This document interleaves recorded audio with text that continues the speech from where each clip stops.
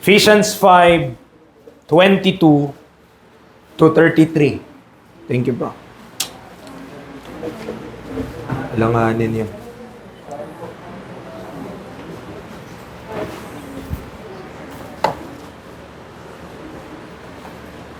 (22 to 24). Ladies, 22 to 24. Ready? Read. Wives, submit yourselves unto your own husbands, as unto the Lord. For the husband is the head of the wife, even as Christ is the head of the church, and he is the Savior of the body. Therefore, as the church is subject of Christ, so let the wives be to their own husbands in everything. Okay, 25 to 31 men. 25 to 31, ready? Read. Husbands, love your wives, even as Christ also loved the church and gave himself for it, that he might sanctify and cleanse it with the washing of water by the word, that he might present it to himself a glorious church, not having spot or wrinkle or any such thing, but that it should be holy and without blemish. So ought men to love their wives as their own bodies. He that loveth his wife loveth himself. For no man ever yet hated his own flesh, but nourisheth and cherisheth it, even as the Lord the church. For we are members of his body, of his flesh, and of his bones. For this cause shall a man leave his father and mother, and shall be joined unto his wife, and they two shall be one flesh. Sabay-sabay po tayo hanggang 33. This is a great mystery, but I speak concerning Christ and the church. Nevertheless, let every one of you in particular so love his wife, even as himself, and the wife see that she reverence her husband. Tayo po'y manalangin. Father, guide us this afternoon sa pag-aaral namin yung banal salita. Give us understanding, Father. Give me utterance. Sustain me even until the end of this day. Meron pa po kaming mga activities, meron pa kaming mga fellowship. I hope maka-hold up yung akin pong voice. Salamat sa opportunity, sa privilege to preach your word. In Christ's name we pray. Amen. And amen. Tayo po yung makakaupo.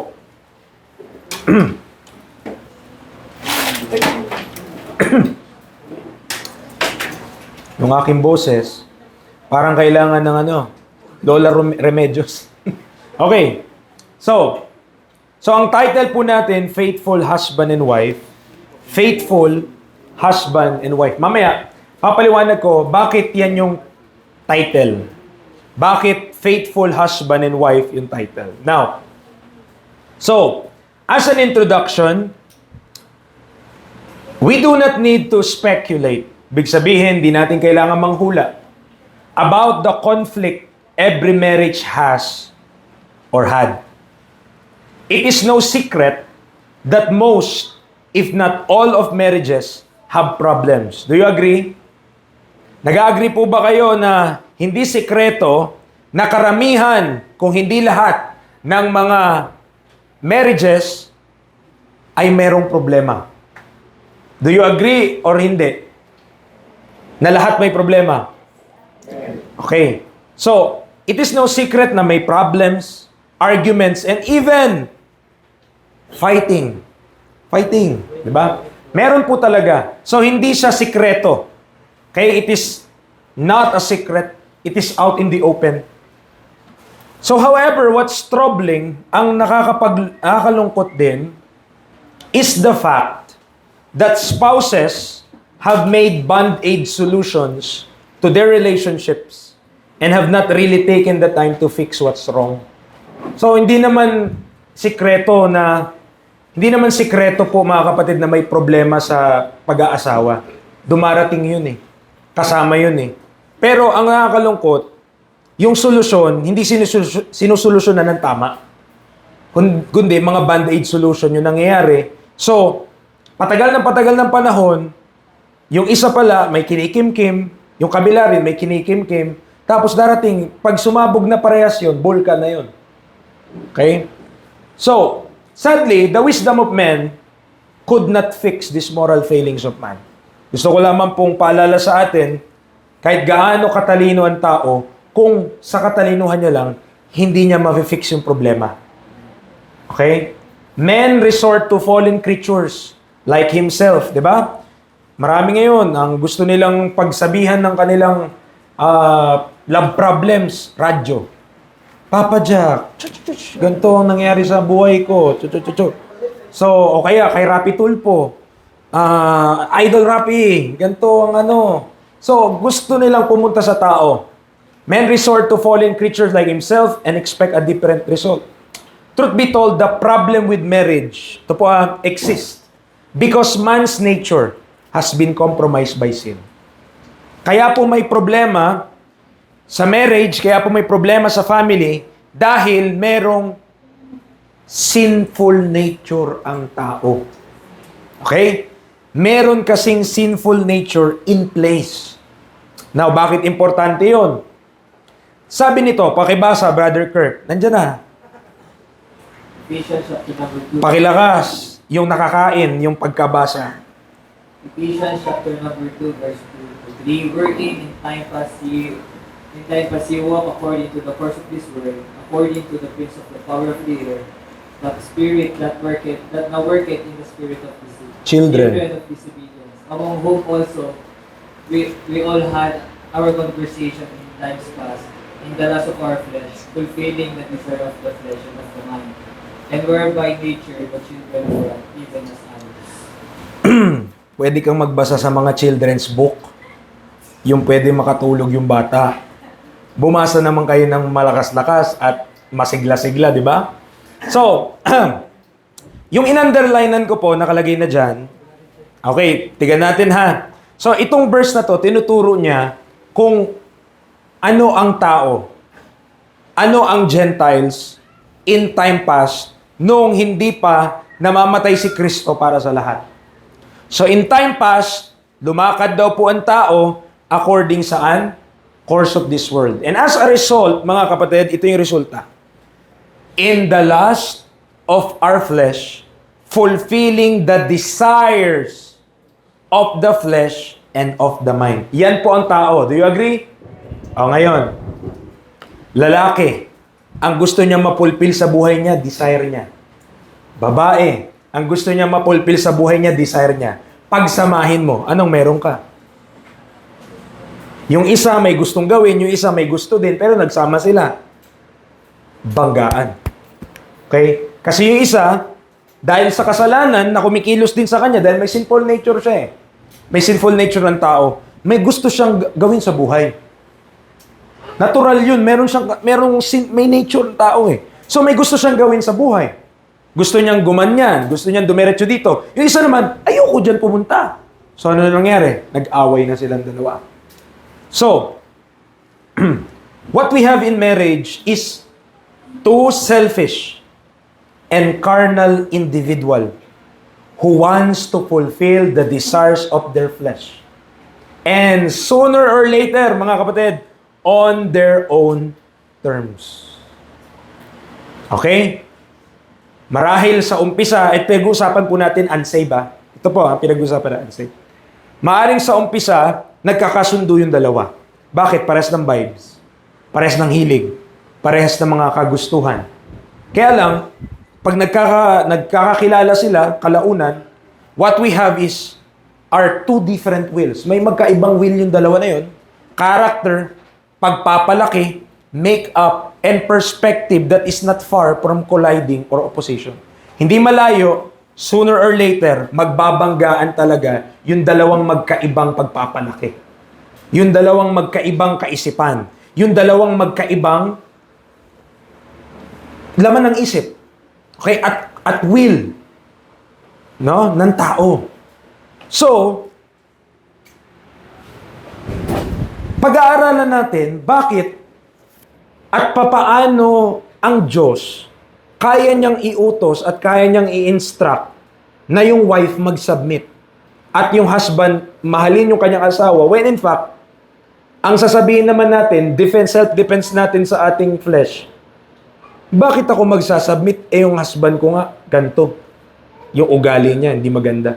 Tapos yung husband naman, pwede niya sabihin, bakit ako magmamahal dyan? Grabe yung ugali niyan, ganito. Diba? But that is simply What is shown is simply, mga kapatid, yung sinful nature ng tao, lumalabas lang. Okay? Ngayon, ang pag-aaralan natin, unreasonable ba ang Diyos na sabihin na wife, submit, and husband, love? Paano nasabi yun ng Diyos? At ang sagot, mga kapatid, unahan ko po kayo bago natin pag-aralan to. Ang utos na yon nasa ang chapter ng Ephesians. Saan nyo binasa natin? Saan po?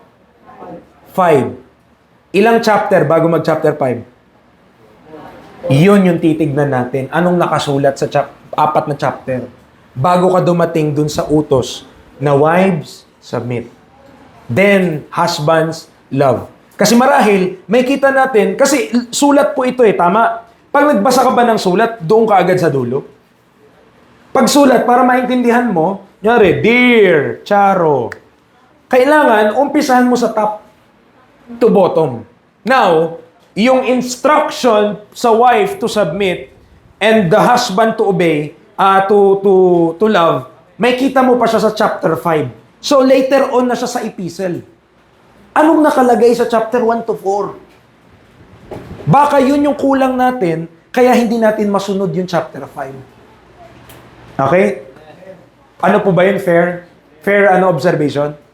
Kasi tumatalon tayo sa chapter 5 syempre, gusto lang naman kasi natin i-topic yung chapter 5. Pero, baka nandoon sa chapters 1 to 4, ang susi kung papaano mo maintindihan at maging maluwag sa puso mo na gawin yung chapter 5. Okay? So, yun yung titignan po natin. Una, tignan natin, ano muna yung epekto ng kasalanan sa marriage?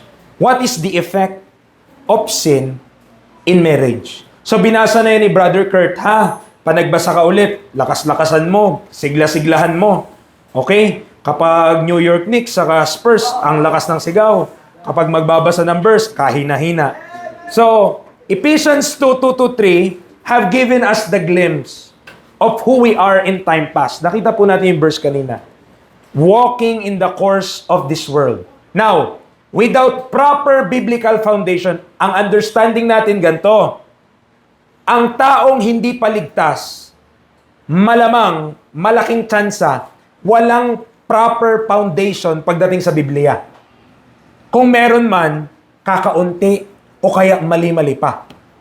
Okay?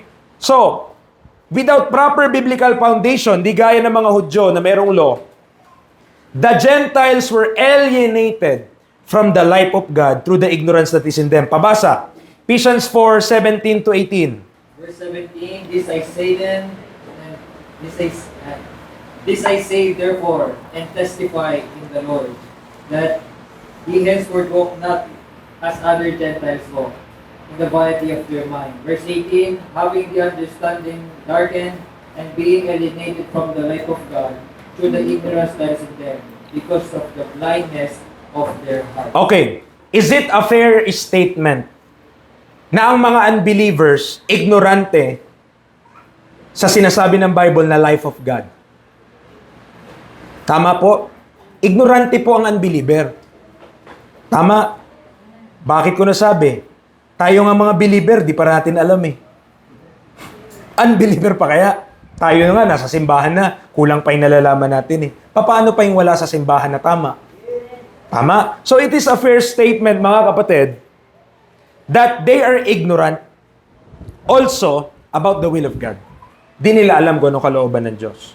So, marriages, so dahil doon, what we have in the world, marriages are given to seared consciences. Sa 1 Timothy 4:2, which was right in their own eyes. Diyan, ito yung mga makikita natin, ito yung konsepto ng pag-aasawa sa sanlibutan. Ang meron tayo, seared conscience, ang sinusunod kung ano yung tama sa kanilang paningin. Di ba maraming nagsimula po talaga sa pag-aasawa? Nagsimula sa pag-aasawa, tanungin mo, bakit ka nag-aasawa? Ano sa palagay mo tama? Basta ako, ano yung natutunan, yun na yun. Di ba? Which, parang sa Judges, which was right in their own eyes. Kung ano yung sa palagay nilang tama, yun yung gagawin nila. Oh. And idol worship, kasi sa sanlibutan, sumasamba sa Diyos-Diyosan. The result is lasciviousness and working all uncleanness with greediness, na hindi natin alam lahat ng ating aksyon, lahat ng ating ginagawa, pagtatanim yan. At anong mangyari? Galatians 6:7. Pakilakas-lakas. Dagdagan mo siya ng volume. Galatians 6:7. Galatians chapter 6, verse 7. Be not deceived, God is not mocked. For whatsoever a man soweth, that shall he also reap. Di po ba? So, i-translate mo yan sa pag-aasawa, i-translate mo yan sa marriage. What will happen kung ganito yung setup? Talagang mga kapatid, may pagkikimkim, may pagtatanim ng galit, may mga di pagpapatawad, may bitterness. Diba? Yun yung mga mamumuo. At kalaunan, tambak ng tambak yun. Siyempre, yung isa hindi nagsasalita, kinikimkim niya lang. Yung isa din, hindi nagsasalita. Tapos, ito na, darating na yung time, puto ka na. Sabihin, talagang away na, all-out war. But, ang isang pwede mong sisihin dyan, kasalanan. Sin. Okay? Dahil pumasok ang kasalanan sa sanlibutan, pumasok din ang kasalanan sa pag-aasawa, sa marriage. So, may kita natin na malaki ang impluensya ng sin when it comes to marriage. Okay? So, yan po yung first point natin. Yan yung epekto ng kasalanan. Now, tignan natin anong ginawa ng Diyos. Kasi nasa chapter, ano pa lang tayo dyan eh? Chapter 2, tama? Titigan natin. Now, the exceeding riches of His grace. Okay? The exceeding riches of His grace. But praise be to God, hindi niya tayo iniwan. Okay? Hindi tayo iniwan ng Diyos unprovided for.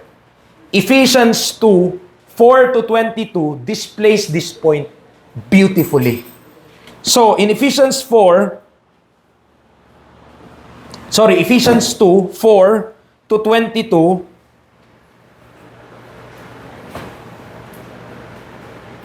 sige, Brother Kurt, siglahan mo ha. Yung pinakamasigla, yung parang nanalo yung Spurs, kahit talo sila. Ganong basa. Verse number 4, magsimula ka. Sige. In verse number 4, But God, who is rich in mercy, for His great love wherewith He loved us. Okay, so, nanggaling tayo sa verse 3 na tayo ay children of wrath.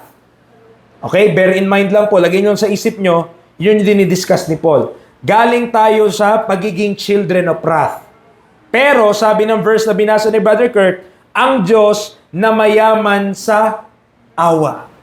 Ang Diyos na mayaman sa habag, sa kanyang dakilang pag-ibig, na inibig niya po tayo. Verse 5, Even when we were dead in sin, hath quickened us together with Christ, by grace ye are saved. patay tayo sa kasalanan, pero binuhay tayo kasama ni Kristo. Verse 6, And hath raised up together and made us sit together in heavenly places in Christ Jesus. mga kapatid, that is the verse 7. Basahin mo muna.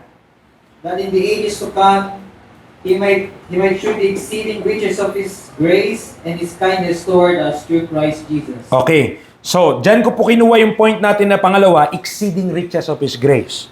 So, tignan niyo po mabuti ha. Ang exceeding riches of His grace ng ating Panginoon, hindi niya lamang tayo iniligtas, hindi niya lamang tayo, hindi na tayo pupunta ng impyerno, kundi itinaas niya pa tayo sa posisyon na mas mataas pa sa mga anghel. Yan ang posisyon ng tao na naligtas sa ating panahon ngayon. Nabasa niyo po verse number 6. Ni-raised ka. That's the resurrection. Binuhay na magmuli ka. Dead ka dati, yung espiritu mo, binuhay. Pero, sabi ng verse number 6, hindi ka lang basta binuhay. Made us sit together in heavenly places in Christ Jesus. Pinaupo ka na doon sa makalangit na dako kay Kristo Jesus. Kahit nandito pa lamang po tayo ngayon, nakaupo na tayo doon. Bakit? Na kay Kristo kay. If you are in Christ, you are already there also. Nandoon na po tayo. At mga kapatid, ipapakita ng Diyos in the ages to come kung gaano ka, anong Tagalog na exceeding? Ha?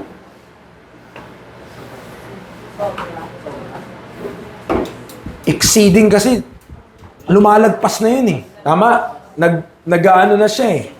So, ano yung tinutukoy niya na exceeding? Yung kayamanan daw ng biyaya ng Diyos. Yung kayamanan ng biyaya ng Diyos sa kanyang kindness para sa atin na mga dating children of wrath. Na dati tayo po mga kapatid ay papunta ng impyerno o dapat makatanggap ng puot ng Diyos. Pero inaalis tayo ng Diyos doon sa pamamagitan ni Kristo. At ngayon, hindi lamang basta ka iniligtas, kundi inalagay ka pa sa mataas na posisyon na hindi mo man lang kayang gawin sa sarili mo. Hindi ko rin kaya. Verse number 8. Kaya nabanggit yung verse na yan. For by grace you are saved through faith, and that not of yourselves, it is the gift of God. Saan tayo naligtas? Sa pamamagitan ng? Sa pamamagitan ng ano tayo naligtas? Biyaya. Verse number 9. Not of works, lest any man should boast. Verse 10. For we are His workmanship, created in Christ Jesus unto good works, which God hath before ordained that we should walk in them. Basahin mo dire-diretso hanggang 12.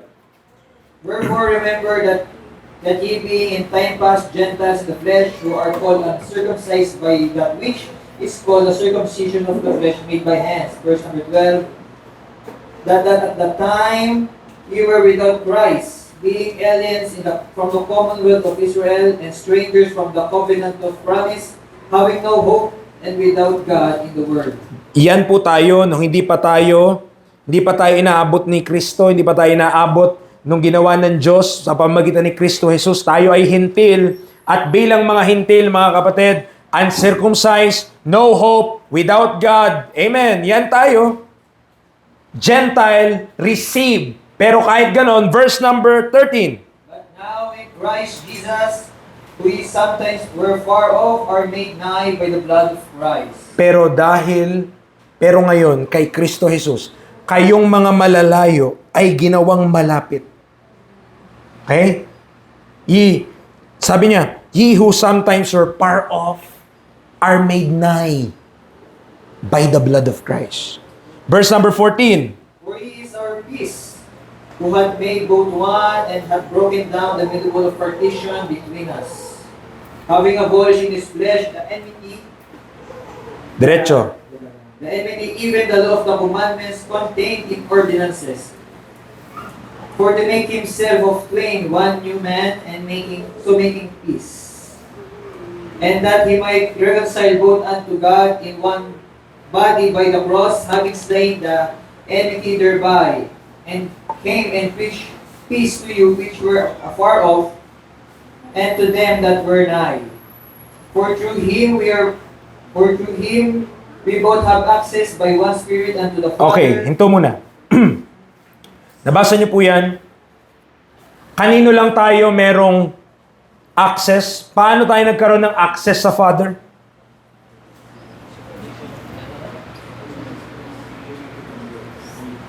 Paano ka nagkaroon ng access sa Father? Verse 18, for through Him. Okay? Kaya po mga kapatid, ang ating preaching palagi, si Kristo. Kasi, kaya ka lang din naman ililigtas ng Diyos dahil kay Kristo. Hindi dahil sa kung sino ka. Hindi dahil sa kung sino ako. Okay? What matters to God is Christ. At dahil naniwala ka kay Kristo, inilagay ka kay Kristo, you're saved. And you're secured. Ngayon, verse number 19. In verse number 19, now therefore ye are no more strangers and foreigners, but fellow citizens with the saints and of the household of God, and are built upon the foundation of the apostles and prophets, Christ Jesus himself being the chief cornerstone, in whom all the buildings fitly framed together groweth unto an holy temple in the Lord, in whom ye are also builded together for an habitation of God through the Spirit. Okay. So,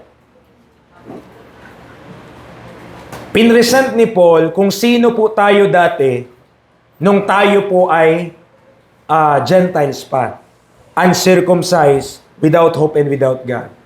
Now, the exceeding riches of His grace explains yung benepisyo na meron tayo ngayong tayo ay na kay Kristo na.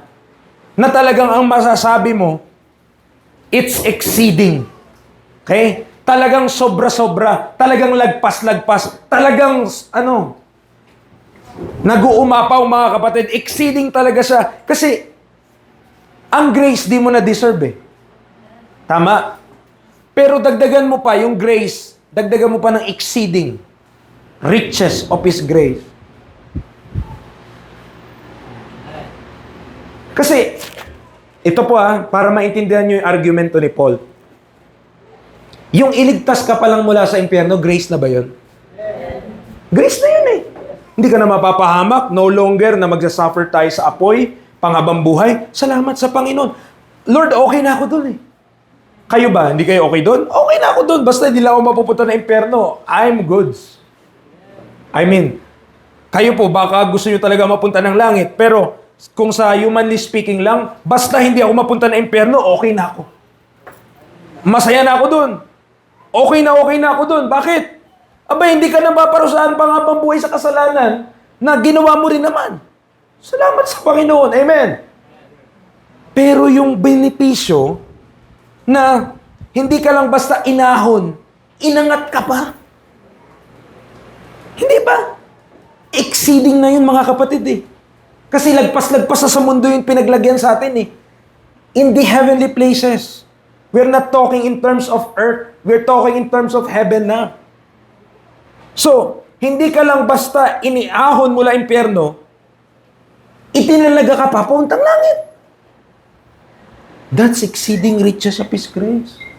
At ang ina-explain sa atin dito, that happens because of Jesus Christ. Nangyari yun dahil kay Kristo Jesus. Pag lumabas tayo kay Kristo, walang salvation. Pag lumabas ka kay Kristo, hindi lamang mapapahama ka sa impyerno, kundi wala ka rin benepisyo ng langit. Lahat maaalis. Anything that we could say is spiritual blessings, that is only possible kay Kristo Jesus. Pag tayo ay lumabas kay Kristo Jesus, ikaw ay lumabas kay Kristo Jesus, wala ka ng benepisyo. Yung mga sinasabi natin, redeem tayo, atone tayo, may propitiation tayo, wala na yun lahat. Dahil lahat ng yun, kanino mo matatagpuan? Kay Jesus Christ. The very problem of man, ang pinaka-problema ng tao, kasalanan, had been dealt with the sacrifice of the Lord Jesus Christ. Its benefits, He gives. Binibigay niya yung benepisyo niya, hindi niya lamang para sa mga Hudyo, bagkus ay para sa mga undeserving, kagaya mo, kagaya ko. Idol-worshipping children of wrath. Amen. That is the exceeding riches of His grace.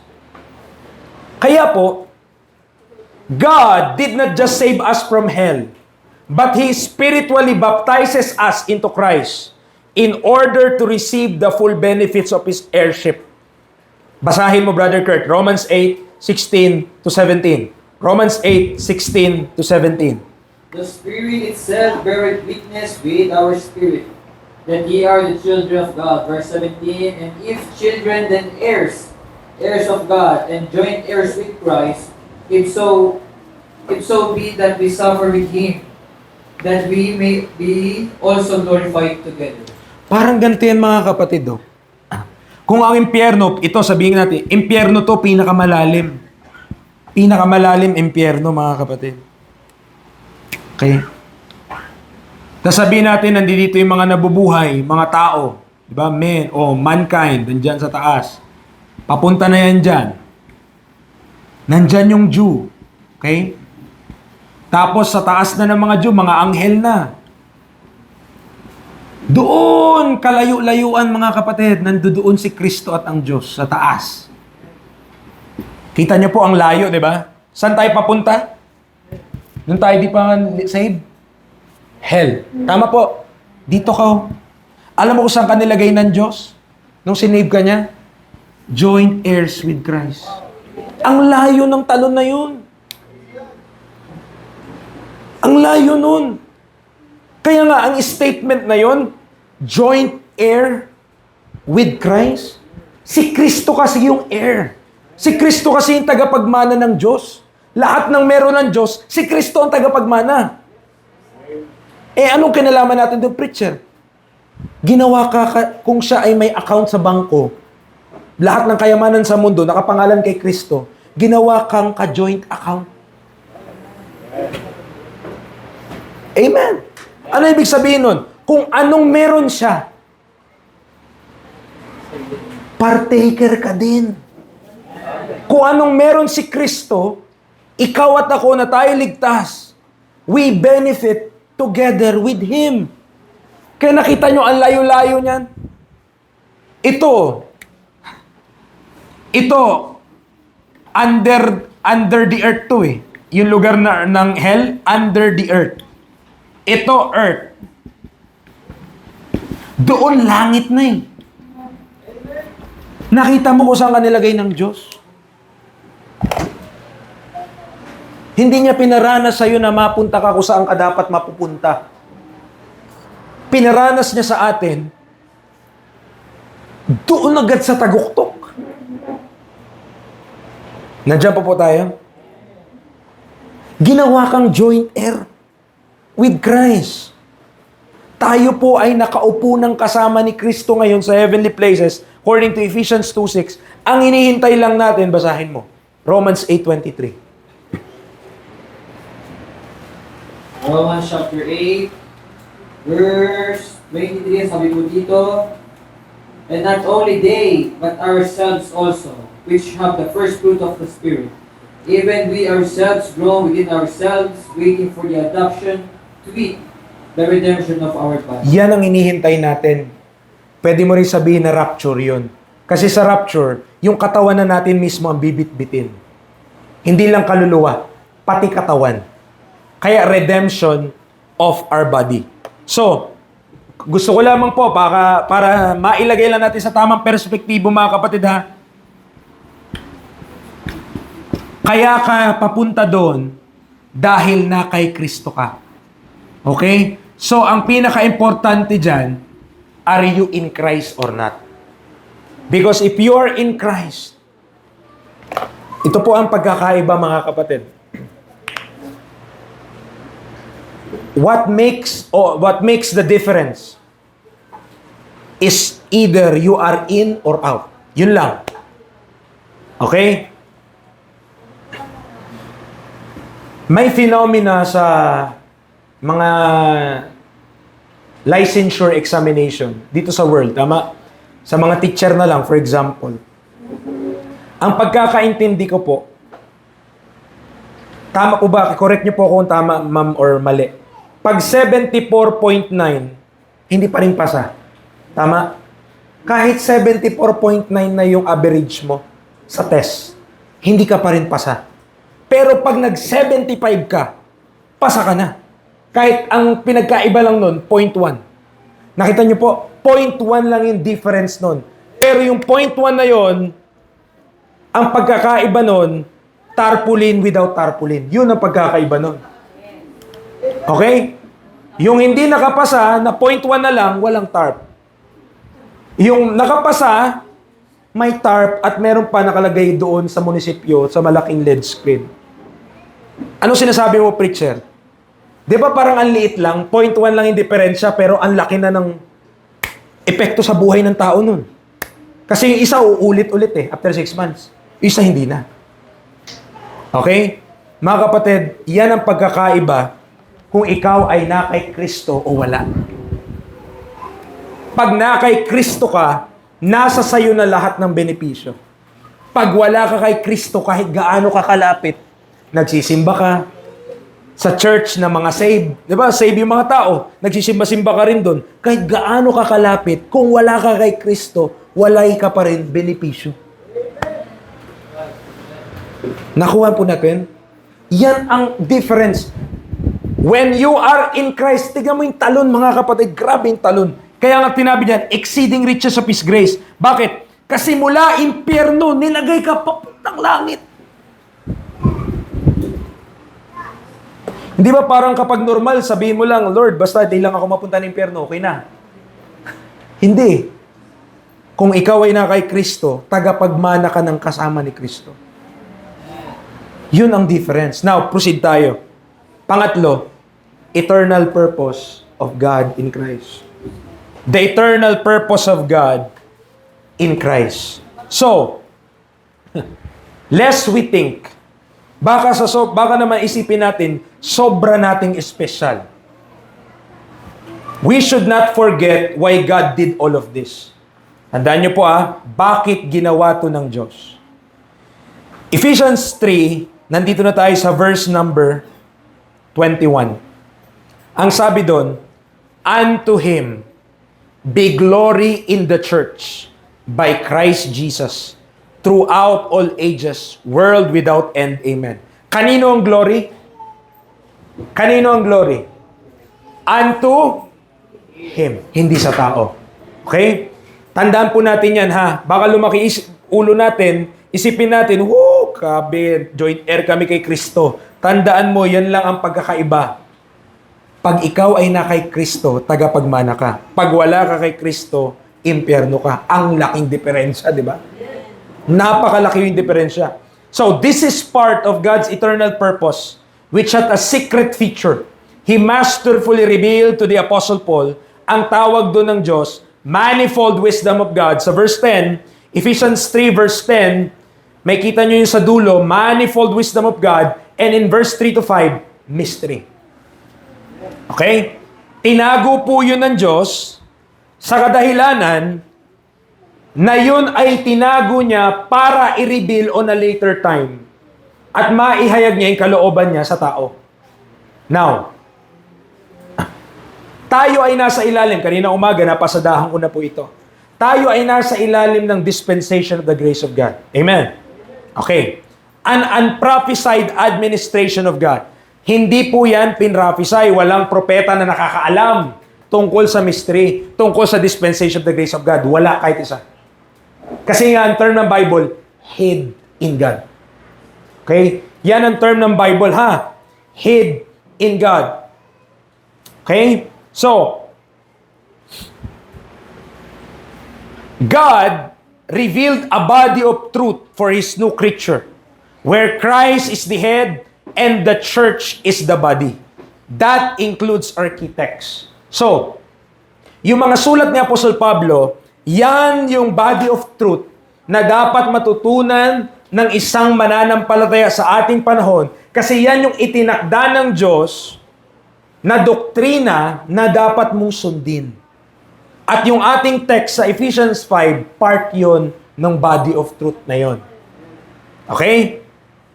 Ang husband, love your wife, saka ang wife, submit. Meron din siguro sa Old Testament pero hindi ganun kaklaro ang pagkakasabi. Kung meron po kayo makita, pakita nyo sa akin.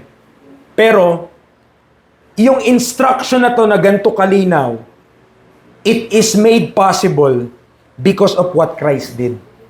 Naging posible lang yan na iutos ngayon dahil sa ginawa ni Kristo. Okay? Napakahalaga nun na maintindihan. Hindi siya tinuturo dati kasi hindi pa naman available yung head. Hindi pa nag-ascend yung head sa heavenly places. Kailan lang ba siya nag-ascend? After His resurrection. Noon nabuhay na magmuli ang ating Panginoong Hesukristo. So, now, that is important before we go back for the instruction for the husband and wives. Bakit mahalaga yung preacher? Bakit dinala mo kami doon sa mga kasabihan na yon or sa mga katuruan na yon? For the reason, ito po, sundan niyo po mabuti, for the reason that the relationship of the husband and wife sa panahon natin is not merely confined to the four corners of their modest home. Hindi lamang sa kwarto nyo, hindi lamang sa bahay nyo yung pagiging mag-asawa natin. Bakit? It is a demonstration before men and before angels. Ephesians 3. Basahin mo, Brother Kurt, verse 9 and 10. Verse number 9, and to make all men see what is the fellowship of the mystery, which from the beginning of the world hath been hid in God, who created all things by Christ Jesus. Okay, mga kapatid, yung verse number 9, Ang verse number 9, kung meron kayong misyon sa buhay, kung meron tayong statement sa buhay na gusto mong magawa, please include verse number 9. Because that's the will of God. Ang will niya, to make all men see what is the fellowship of the mystery. So, para kaninong ministry yon? Sa tao. Pero hindi nagtapos doon. May verse number 10 pa. Anong sabi ng verse number 10? Number 10, to the intent that now unto the principalities and powers in heavenly places might be known by the church the manifold wisdom of God. Nakita nyo po? Ang intention ng Diyos doon sa mga principalities and powers in heavenly places, malaman din nila sa pamamagitan ng church, ng body of Christ, the manifold wisdom of God. Mga kapatid, yung buhay natin ngayon, as we apply the truths na dapat nating i-apply sa panahon natin ngayon, tinuturuan ng Diyos yung mga anghel sa langit. Pinapatingin sa atin. Okay? Pinagmamasdan tayo. Itinuturo niya sa kanila, ito si Kristo at ito ang church. Tingnan mo yung mga mag-asawa na yan. Ganyan, nakikita mo, di ba? It is God telling them, this is my wisdom at work. Kumikilos yung karunungan ng Diyos na kapag in-apply ng husband yung pag-ibig niya sa kanyang wife, and the wife applies submission to her husband, ang nire-reflect nun yung relasyon ni Kristo at ng church. So mga kapatid, yung atin pong responsibilidad in marriage, kailangan po nating maintindihan na it's bigger than us. Mas malaki ito kaysa sa atin. Hindi lamang ito pang lupa. Hindi lang din pang international, pang universal. Kasi tinuturuan ng Diyos yung mga anghel eh. To the intent that now unto the principality and power in heavenly place might be known by the church. The manifold wisdom of God. The manifold wisdom of God. Now, look at this, number 4. Pinasadahan ko lang eternal purpose of God. Of course, hindi naman to detailed study tungkol sa mga bagay na to. But number 4, the effectual working of God through faith. Ito na. Pwede na eh. Pwede nang kumilos ang Diyos sa tao. Bakit? Na-save na eh. Nailigtas niya na yung tao. Kung save na yung isang tao, ito na. God is working in us. Philippians chapter 2, verse number 13. Read. For it is God which worketh in you both to will and to do of His good pleasure. Sino daw po yung kumikilos sa atin? It is God. Kumikilos na ang Diyos sa atin. But, the effectual work, yung effective na pagkilos, ay para kanino? Kanino epektibong kikilos ang Diyos? Yun. 1 Thessalonians chapter 2, verse 13. In verse 13, for this cause also thank we God without ceasing, because when ye receive the word of God, which ye have heard of us, ye receive it not as the word of man, but as it is in the truth, the word of God, which effectively worketh also in you that believe. Okay. So, ang Diyos kumikilos sa believer. Much more sa mga believer na hindi lamang believer for salvation, but believer of the Word of God. Na yung salita talaga ng Diyos, salita yun ng Diyos at hindi yung salita ng tao. And when we are on that position, na tayo ay naniniwala sa salita ng Diyos kahit po, 'di ba? Alam natin yung mga testimony natin dito sa church, may mga struggle tayo. May mga kahirapan tayo. May mga hindi tayo madaling pinagdadaanan sa buhay. But still you believe God. Naniniwala ka sa Diyos na yung salita niya tama kahit mahirap yung sitwasyon. That's where the Word of God will effectually work in us. Because we believe Him in spite of the circumstances. Kahit pa mahirap, kumikilos ang Diyos eh. Amen. Kumikilos siya. At kapag pinaniwalaan mo yung salita ng Diyos, kahit mahirap ha, pero naniwala ka, Lord, mahirap sitwasyon, pero naniwala ako sa word mo, sa salita mo, mag-effectual work ang Diyos. This work of God in the believers will acclimate them to live the spiritual life they are unaccustomed to in the flesh. So bakit ko to sinasabi? Kasi nung nasave ka, nabuhay yung espiritu mo. Pero yung isip mo, ganun pa din. A huge part of our mind, unchanged. Kaya nga inuutos yun eh. Be renewed in the spirit of your mind. Kaya inuutos ang renewing of the mind kasi hindi po napapalitan ng isip ng biglaan. Kaya tayo nag-aaral ng Word of God. Kaya may mga pag-aaral tayong ganito. Kasi kailangan ma-renew yung ating mind eh, mga kapatid. Kailangan po yun. Okay. So, ito po ba, itong kasunod, naniniwala kayo na tayo ay napako na kasama ni Kristo? I am crucified with Christ. That we are dead to sin, Romans 6:2. That we are buried with Him, Romans 6:4. And alive unto God, Romans 6:11. Do you believe that? Na kung ano yung nangyari kay Kristo, naganap at nangyari din through the Spirit sa atin. Na nung naniwala ka sa ginawa ni Jesus Christ, napako ka na nakasama niya. Na namatay ka na nakasama niya. Nalibing ka na nakasama niya. At buhay ka na ngayon kasama niya. Dati, nung hindi pa tayo saved, you cannot live unto God. You cannot live unto God. They that are in the flesh cannot please God. Pero nung na-save ka, may espiritu ka na, buhay na yung espiritu, pinanananahan ka na ng Holy Spirit, pwede na tayo ngayong mag-obey and pwede na nating ma-please ang Diyos ngayon. Now, if we obey from the heart this form of doctrine, basahin mo, Romans 6:17. Romans 6:17. Read. In verse 17, but thank be and God be thanked that ye were the servants of sin, but ye have obeyed from the hearts that form of doctrine which was delivered you. Because they deliver you. Because deliver you. Kaya nga, ang aking pakiusap sa mga estudyante, magbasa-basa. Okay? Para straight ang ating pagbasa. So sabi ng Romans 6:17, obey from the heart that form of doctrine.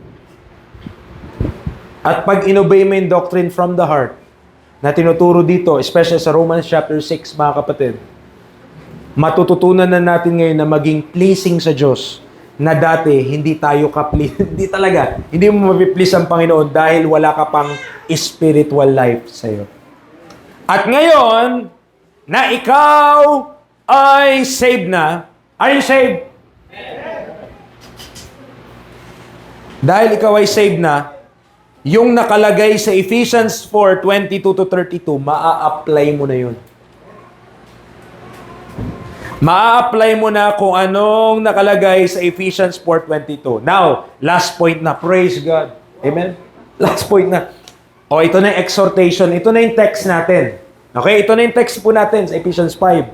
Yung husband, love your wives. Saka wives, submit. Dumating na tayo sa chapter 5. Dinaanan natin chapter 2, chapter 3, chapter 4 na Ephesians. Nasundan niyo po ba? O, ito. Ngayon, ito. So, having personally experienced the effectual work of God through faith, by believing His Word, Paul could communicate to the spouses as faithful in Christ Jesus. Kaya ang title ng study nito, Faithful Husband and Wife. Bakit? Kasi iyon yung ina-address ni Paul sa chapter 1 verse 1. Yung mga believers sa Ephesus, faithful in Christ Jesus sila. Sobra pong hirap na ituro yung husband, love your wives, saka wives, submit to your own husband, kung karnal ang kausap mo. Nandiyan po tayo? Kumbaga, kaya ito madali na lamang na sinulat ni Pablo para sa mga Epeso, kasi sila po ay faithful in Christ Jesus. Hindi siya nakalagay sa Corinth. Bakit? Mga karnal pa yung sa taga-Corinto sa 1 Corinthians 1 1 Corinthians, di po ba? So nakalagay ito dito sa Ephesians 5. Kasi ang kausap niya na at least itong mga tao na to, yes, may flaw sila, yes, may mga kasalanan pa sila, pero at least faithful sila. in Christ Jesus. Nasusundan niyo po? This puts the couple or one individual, kasi pwedeng yung mag-asawa nandoon na sa congregation or isa lang yung saved, ahead in sanctification and not just in justification. So hindi lamang ang pagkaalam nila sa Bible, hindi lamang kaligtasan, kundi natututo na sila kung paano mamuhay ang isang ligtas na tao. Ito na yung tao na yon, ha? Therefore, Paul could confidently exhort the wife or the husband to do what God instructed them to do. Kaya sasabihin ni Paul, husband, love your wives. Wives, submit. Kaya kaya niyang sabihin yun ng malaya kasi yung mga kausap niya, faithful. Hindi lamang saved, faithful. Because they already have an understanding of the doctrine of the body of Christ, the mystery, and the effectual work of God in them. Hence, mga kapatid, tignan nyo po, balik tayo Ephesians 4. Balik ka na Ephesians 4, yung long text na verse 22 to 32. Okay, ito po ha. So, bumalik ako doon sa chapter 4. So, wala doon yung husband love your wives, tama? Wala din doon yung wives submit, tama? Nasa chapter 5 pa yun eh. Tama po ba? So, nasa chapter 4 tayo, tama? O, imagine niyo ito. Imagine niyo yung isang tao na hindi nagsisinungaling, na hindi nagkakasala pag galit, na hindi nagbibigay ng lugar sa dyablo, na nagtatrabaho, ginagamit yung kanyang kamay para sa bagay na mabuti, na nagbibigay sa kanya na may pangangailangan, na nagpapalakas sa pamamagitan ng kanyang bibig, na hindi ginigrieve ang Holy Spirit, na hindi bitter, hindi wrathful, not angry, not clamorous, hindi evil speaker, pero kind, tender-hearted, and forgiving.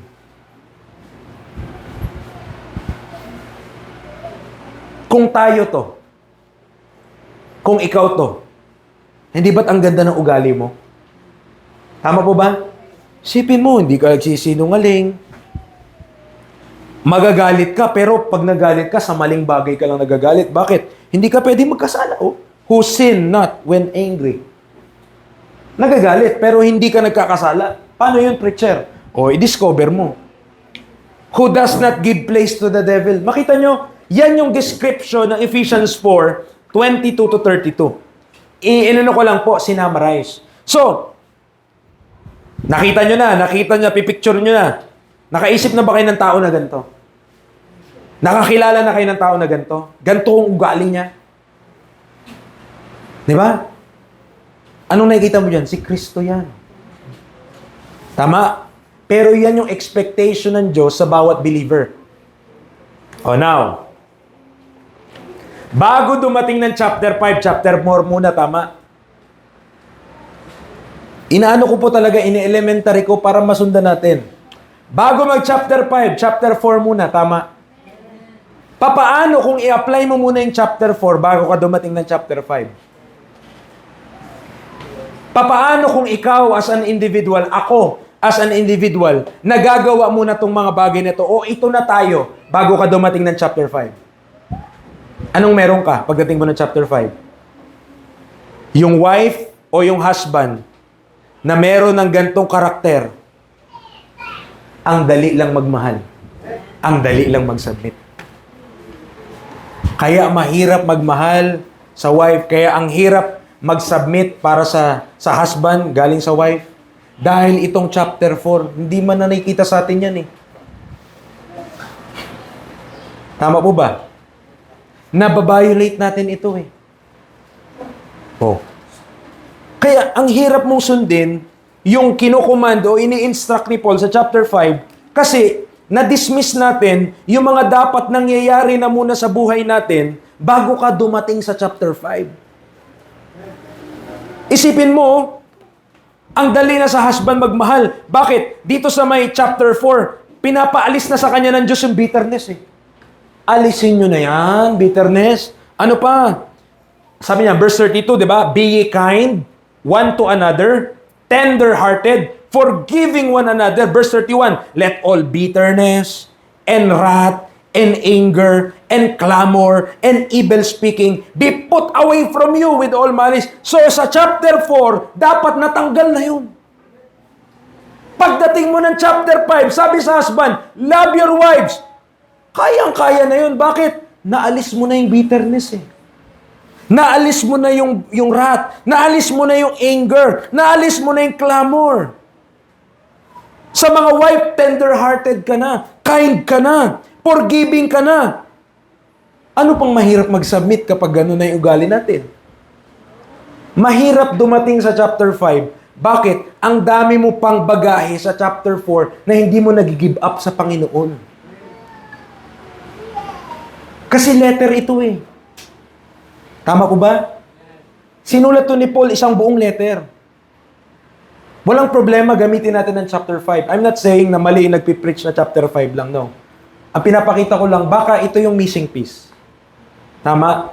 Kung bakit hirap tayo? Bakit yung mga husband, bitter sa wives nila? Bakit yung mga wives, nire-resent nila yung kanilang mga husband? Very possible. Because chapter 4 ay hindi pa natin ina-apply. Tapos, siyempre, naturuan tayo, kailangan gawin na natin to. Dahil ito namang kalooban ng Diyos. Wala namang mali. Kalooban naman talaga ng Diyos in Ephesians 5 eh.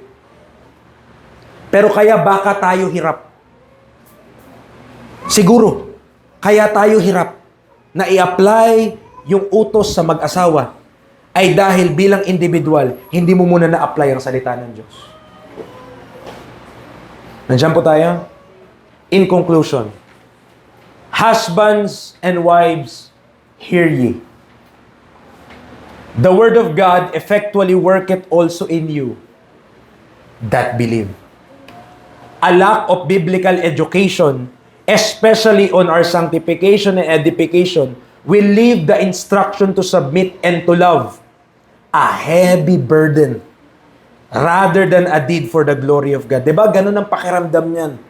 Ang pakiramdam niyan, utusan ka, sabihin ng pastor, sabihin ng preacher, mga wives, dapat kayo mag-submit. Tapos kayo sa puso-puso nyo, naku, kung kilala nyo lang yung husband ko, hindi nyo yun sasabihin.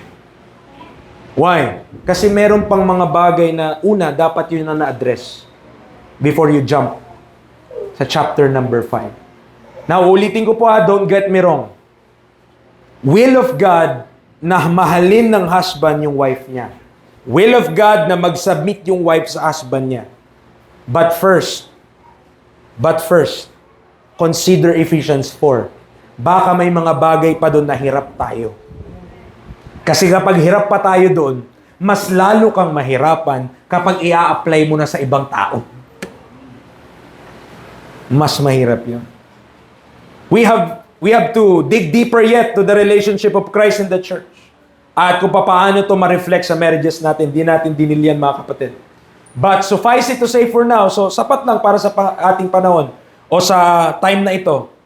Una, bilin ko po mga kapatid, ang kaligtasan ay una and first and foremost needed in order to fix our marriages.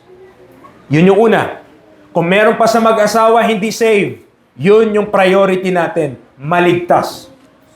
Okay? Kasi kung walang kaligtasan, paano mo susundin yung spiritual? Carnal ka lang. Wala kang Spirit of God. Okay? Yun yung pinakakailangan. Ang kailangan, kaligtasan.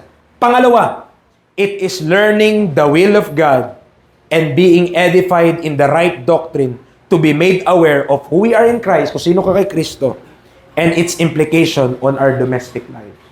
So, mga kapatid, that is my peace this afternoon. And I hope, kahit pa paano may nakuha tayo, just, if it help a little, nagawa ko na yung part ko. Maybe, sa mga nag-i-struggle pa rin po sa atin, nahihirapan tayo na gawin yung pinapagawa ng Panginoon, siguro, baka, maybe, kaya tayo namumroblema dahil may mga bagay doon sa chapter 4.